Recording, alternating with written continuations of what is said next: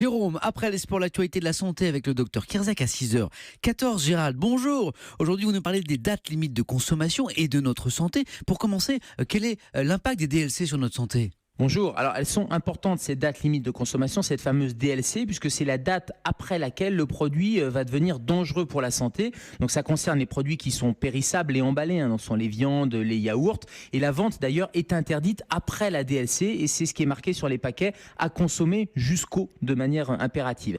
C'est à ne pas confondre avec la DDM, la date de durabilité minimale, qui elle a remplacé la fameuse date limite d'utilisation optimale. C'est ce qui est conseillé globalement. C'est quand c'est marqué à consommer jusqu'au, mais c'est avec de préférence par exemple. Elle est indicative cette date et vous pouvez consommer le produit après. Il va perdre un peu des qualités gustatives ou des qualités nutritionnelles, mais globalement la vente est possible et il n'y a pas de dangerosité pour la santé. Et Gérald, quelles sont les dates de limite de consommation qu'il faut vraiment respecter à la lettre ? Alors, la DLC, il faut la respecter. Alors, c'est vrai qu'il y a des produits alimentaires où le risque est minime, je pense aux yaourts. En revanche, la DLC sur des produits à haut risque comme la charcuterie, comme les fromages au lait cru, il faut vraiment respecter. Alors, c'est vrai qu'on n'est pas à 24 heures près, mais au-delà, il ne faut pas consommer.